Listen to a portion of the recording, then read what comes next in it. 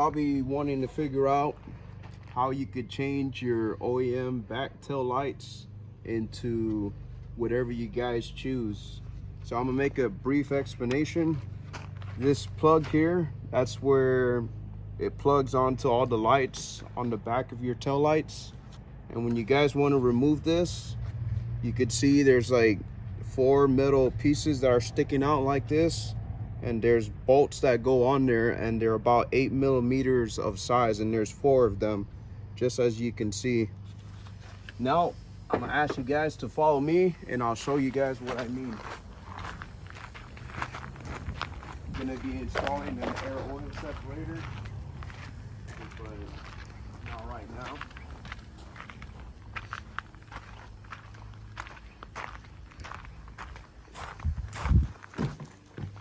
So I've already started.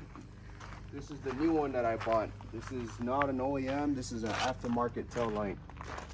And so with the other one, I'm gonna show you guys how to put them on.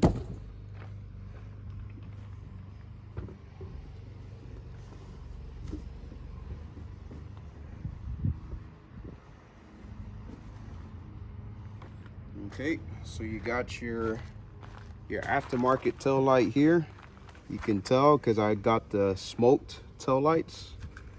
So if you guys look here, there's going to be these 4 holes, and you basically match the 4 holes onto here. And you see this connector thing? This is going to be your power source that's going to plug right here into the back. It's probably easier if you just connect it first, which I'll probably go ahead and do.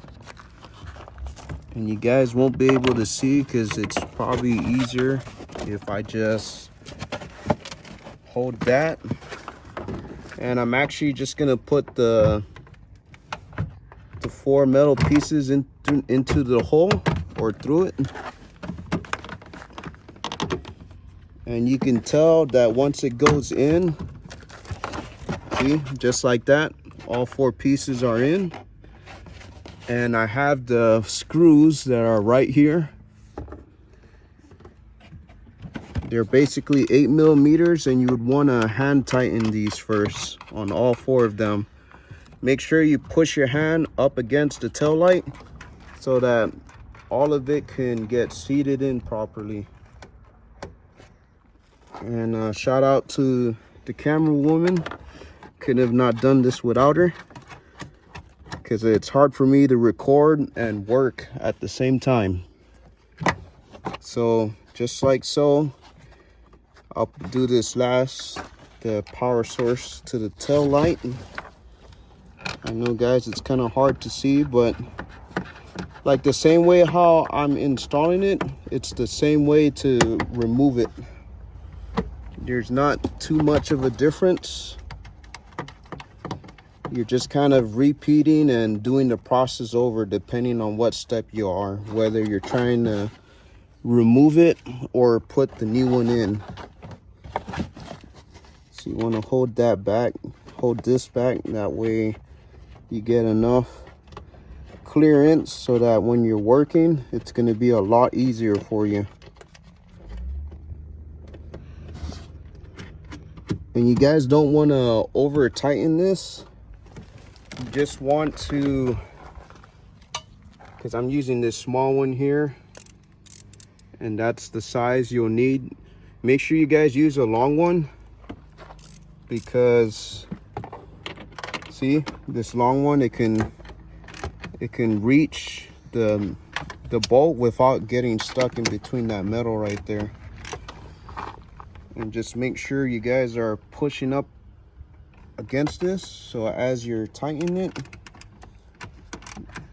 it will sit there nice and properly without being loose or whatsoever.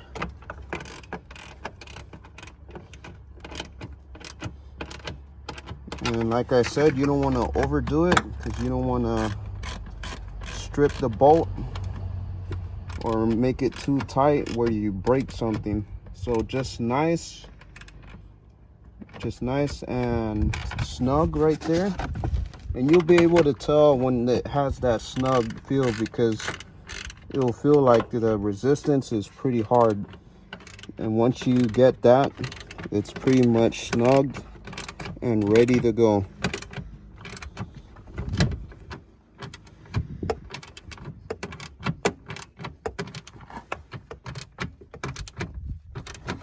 Okay, and then last piece, this is that your connector, your power source goes into your light right here, and you'll hear it. It makes that nice and snug sound.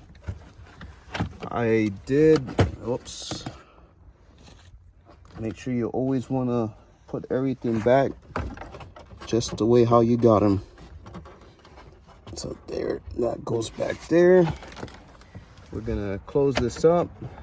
Unfortunately, I lost the washer thing that goes in there. It fell in there. Just my luck. But I have the other one here. It's easy.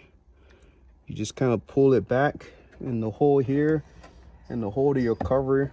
You're just gonna push it right in there, and it's nice and like that, sticking out. You just